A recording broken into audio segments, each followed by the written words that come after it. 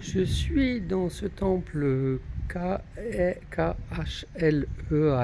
Kléang, celui du sud, donc il y en a un au nord. Ce qui est très original et ce qui m'a attiré, c'est qu'ils sont orientés nord-sud, avec quand même une entrée à l'est, que je vais aller visiter parce qu'elle est toute mignonne, l'entrée à l'est. Et elle fait face au grand monument des éléphants, à la grande parade de l'autre côté, qui a été construite plus tard. Voilà, et là on est orienté à l'ouest et donc ça donne de l'énergie de ce côté-là. Ce que je remarque tout de suite, après un certain temps, c'est que la fonction de cette disposition par rapport à ce que j'ai senti par ailleurs, c'est que ça calme le mental. Donc il y a quelque chose de très apaisant au niveau du mental, dans l'énergie du lieu. J'apprécie effectivement. C'est un endroit qui n'est pas très sollicité, qui est quand même accompagné de temples secondaires. Celui-là, il est presque en bon état, mais il y en a plusieurs. Voilà, à la suite, qui sont vraiment en piteux état. Mais il faut beaucoup d'argent et beaucoup de dollars pour entretenir tous ces temples. Les rénover, en tous les cas pour certains, éviter le délabrement total. Et donc le croisement des 4 directions est là. J'étais au sud. Je me remets dans l'axe, presque au centre.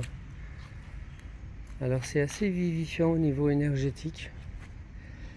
Et par contre, dès que je sors du croisement et que je me remets dans l'axe nord-sud, de nouveau ce calme, une forme de sérénité, de calme mental, très apaisant, comme si mon circumconscience mentale s'élargissait et devenait plus calme, plus large, plus silencieux. Un linteau tombé à terre avec la sculpture, comment c'est taillé pour que ça tienne au niveau des murs.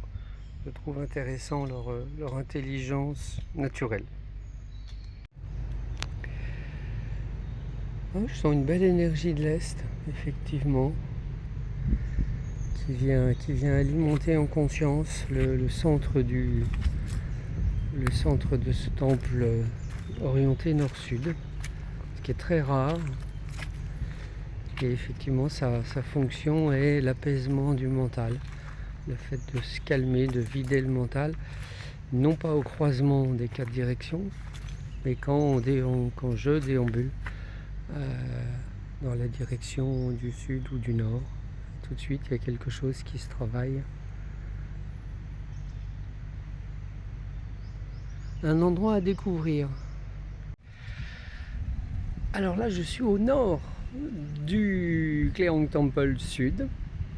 La porte est fermée, donc c'est pour contenir l'énergie. Voilà, ça c'est intéressant à noter. Mais malgré tout, il y a un résidu de conscience calme dans le mental.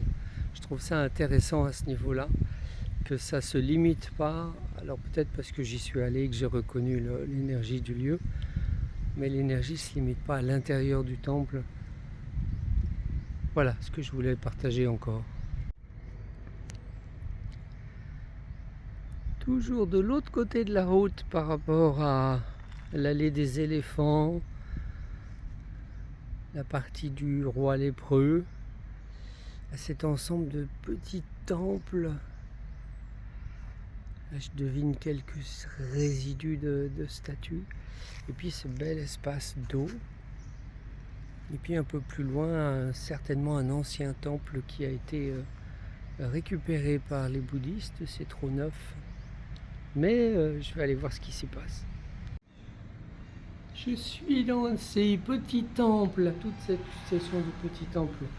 Celui-ci est bien conservé. Il y a effectivement un ensemble de marches en bois pour y accéder.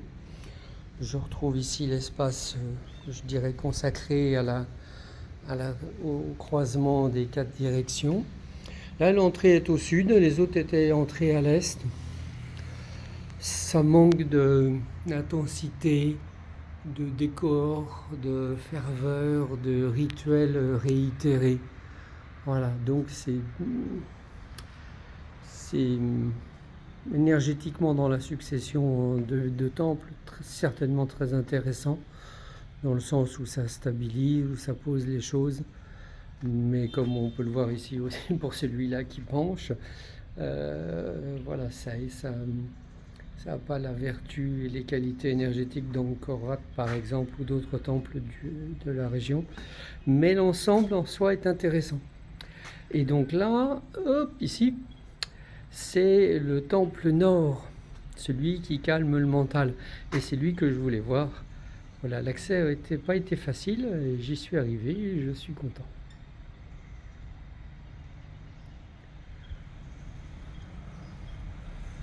Temple nord. Le temple du nord, alors par contre là je sens assez bien l'entrée, même si elle est certainement un peu différente de ce qu'elle était au début, mais elle est toujours là, un peu énergétiquement, avec l'eau autour du temple. Ça devait être aussi un élément important. Regardez cette présence de la vie, du féminin.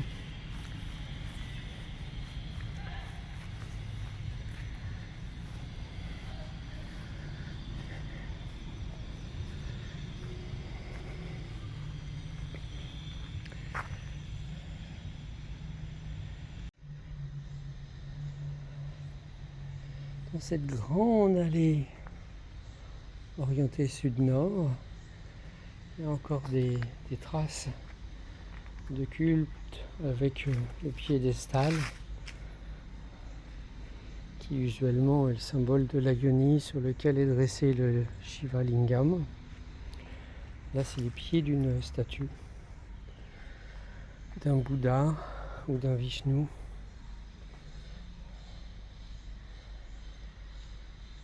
Et je sens la même chose que pour le temple du sud. Un apaisement mental, un calme, un certain goût du silence.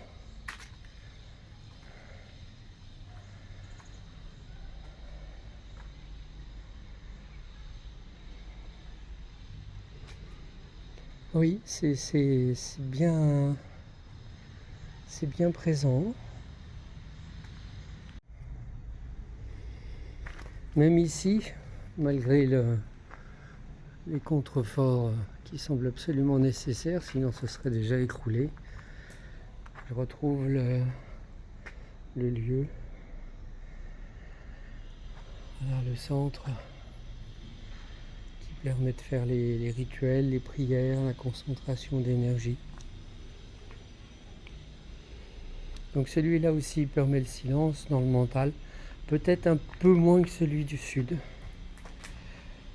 Mais par contre, il y a des temples et des constructions à l'est que je ne m'empresse pas de visiter, mais ça va quand même se faire. Hello, je suis à Kleang Temple, le temple sud de Kleang, K-L-E-A-N-G. Et surprise, c'est un temple qui est orienté nord-sud, avec au centre un lieu de croisement énergétique, puisque là je suis sur le courant ouest, qui va après alimenter d'autres temples. Et dans la partie sud-nord, qui est assez longue en fait, et ben c'est un endroit qui calme le mental. D'un seul coup, libération, poup, élargissement de la sphère mentale, dans le silence, dans la méditation. Alors ça, j'avais jamais vu ça. Déjà un temple orienté nord-sud tout en longueur. Waouh, une découverte, encore quelque chose à expérimenter dans ce vaste complexe Angkor Wat au Cambodge. À bientôt et je vous souhaite de belles découvertes et une belle journée.